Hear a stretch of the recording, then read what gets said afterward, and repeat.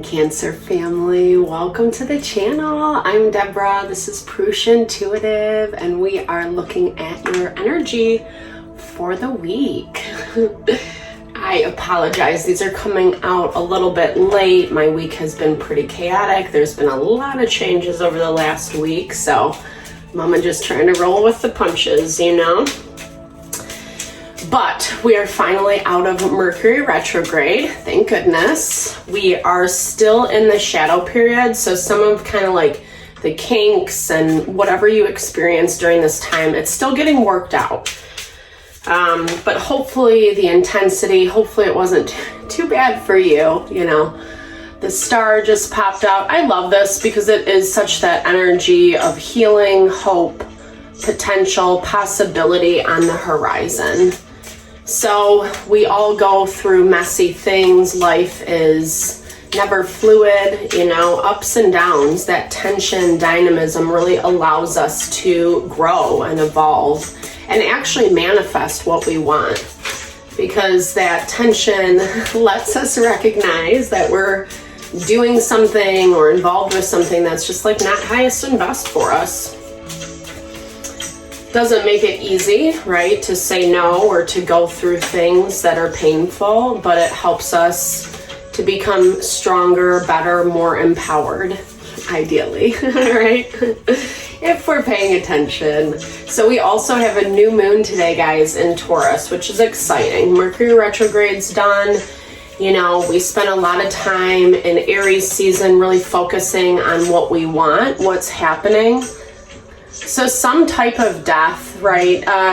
Like proverbial death. We don't want to predict any negative, like anything, you know. I don't know how YouTube deals with that either. I think it's like taboo to say that. But regardless, this is that proverbial, like, putting an end to something, you know, really releasing, really letting go. But again, I get this sense from a space of empowerment with that infinity sign in the middle and the cycle around. It just reminds me of the cycle of lives, lives, if you will. But again, like I was saying in the very beginning, it actually helps us empower ourselves, and we start seeing, you know, what the key is, so to speak. Really understanding, seeing from a higher perspective. 33 breaks down to 6 in numerology, which is all about finding grounding and balance so that you can move forward, so that it's not so exhausting or confusing, right?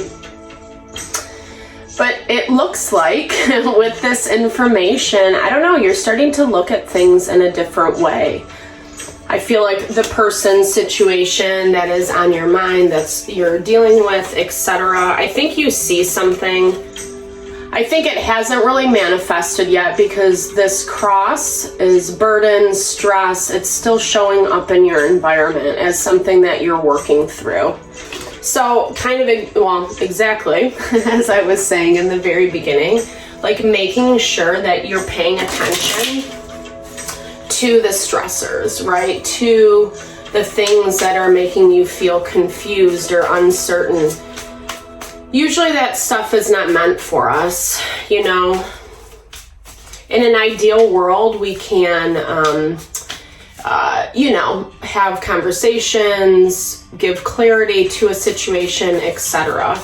But with the Fox, it's like that 7 of Swords energy where we either feel deceived or someone's like kind of trying to hustle us, control, manipulate the situation, whether it's conscious or not. You know, we all have subconscious patterning, you know, but if it's not vibing for you, yeah, so there's that heartbreak right there. 3 of Swords, sorrow. It's been really painful, and honestly, obviously, when we're in the pain, it's hard to see things clearly, or if we're being rejected or letting something go, we often want to, you know, either think fondly on the person or situation. It's a sense of rejection, grief, sadness, right? But it's stressful. There's that 10 of Wands again. Oppression in this deck. It's, you know, it's, again, it's coming from that space of forcing you to see the bigger picture or to grow beyond the situation. The situation was in this hamster wheel, right? The same thing kind of over and over and over again, and it needed a shake up in order to push forward again, but still in that painful space. I love that you have the High Priestess coming through, because she really is that keeper of wisdom, right? Like we saw with the key. She speaks to our intuition, to our hearts, to really tell us what is happening. You know, it's like when we see, sense, and feel something, and that can be really challenging, especially if we don't work with our intuition consciously on a daily basis. It's really hard when we have people in the practical world or situations showing up as one way, but then intuitively we're understanding it differently. It can be very confusing, but that goes back to what I was just saying, right? Self-protection is really important. Actually, that's also where you're going to maintain your power this week, Cancer. You know, just, you don't have to be an a-hole, right? But you can still find a way to, you know, just protect yourself. Keep what is sacred to you, sacred to you. Because there are new beginnings on the horizon, and I do feel like you really feel this, Ace of Cups. You might even be having new love come in, or you meet someone new. There's a new connection, and I feel like this came out in a reading a month or so ago. You can check out the channel if you're interested. I do personal readings as well. Obviously, these are general, so I try not to get too specific, looking more at the energy of things. If it resonates, if you want me to look deeper at your situation, definitely give me a shout out. Thumbs up too, guys. Let's grow and build the channel. Okay, so Ace of Wands. So it's like I also hear, don't distract yourself from what's going on by other pretty things, you know? Oftentimes, if we don't heal through something, work through something, etc., it actually leaves us stuck to the past, and then we can't really welcome new things in a way that our heart really wants. You have to make a decision, and that's probably your hardest part right now, Cancer. I would encourage you to keep your eyes open, because whatever you're dealing with, it's more about their success, their empowerment. So I'm hearing it as like not really paying attention to your wants and needs. There's our Seven of Swords. It arrived. Futility. So this is someone who, you know, will really work on or approach a situation from, again, what works best for them. They're not going to put their energy into something that like, I'm not interested. That's how I hear it. It's futile attempts. It's not really going to go anywhere. Obviously, you can't build or have a relationship off of deceit, right? I mean, it's like building a foundation on sand. So they're still assessing their options. They haven't made decisions either. I feel like you guys might still be interacting or having kind of this, your usual typical dance, but something in the background just doesn't feel right. You can't put your finger on it, right? Because they're acting and showing up in the way that they have before. So even if you had a big falling out or a fight or the dynamic completely shifted, it kind of feels like it's going back to normal. But really behind the scenes, they are thinking, well, what do I really want? You know, is this really working for me? And you're trying to make it work, especially with that Knight of Wands, Ace of Cups, trying a different route. I can make this happen. You know, this is really something that I want, but you're trying to protect yourself in the same time. That's a tricky dance. It's hard to kind of, you know, play two sides of the coin is what I'm hearing. And not saying that you're specifically being shady. I don't get that. I feel like from that space of love, you really want new beginnings or to make it work in this new way. It's prevention of the Tower from happening, this Tower moment, yeah. And especially if you did have a romantic connection with this person, or your relationship was intimate, you know, just a lot of time, energy spent together, etc. There is kind of that magnetism, that attraction. Two aces on the board, Ace of Cups, Ace of Wands. It is more of a phallic energy, about trying to recreate the past, the honeymoon period, you know, when it was good, is what I'm hearing. But that's all Wands energy. The Tower is Mars, Ace of Wands, Five of Wands. All this conflict, right? And 5 and Ace of Wands lead to 6 of Wands, which is really about self-victory. So just as they are looking at that for themselves, so is it important for you to do so, Cancer. You have to have that same level of selfishness, which I think for your sign, it's not the easiest thing to do. You know, you're a lover, want to see the best in people, you empathize, you're caring.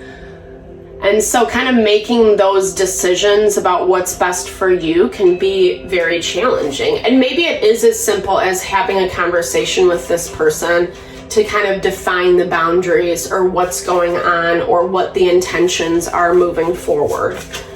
Because we do have this 8 of Pentacles, which speaks to working through something. It's not completely settled yet, though. I feel like this week is still some of that same dance that we talked about, but I feel like at the same time, you're seeing things, it's provoking questions about what their intentions are, or how things are going to move forward, or how's it going to work out. And definitely pay attention to that. Work towards that, yeah, because shoot, this card, it's so intense. It's the 9 of Swords, it's cruelty in this deck.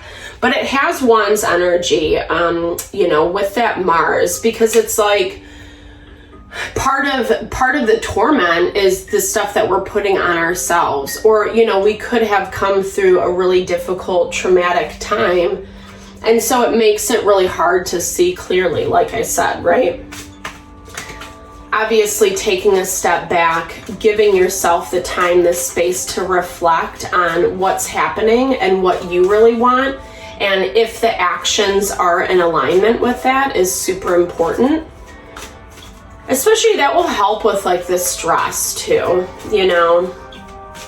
I know how stressful it can be when you're not really, you know, when someone's just maybe not being honest is what I'm hearing, right?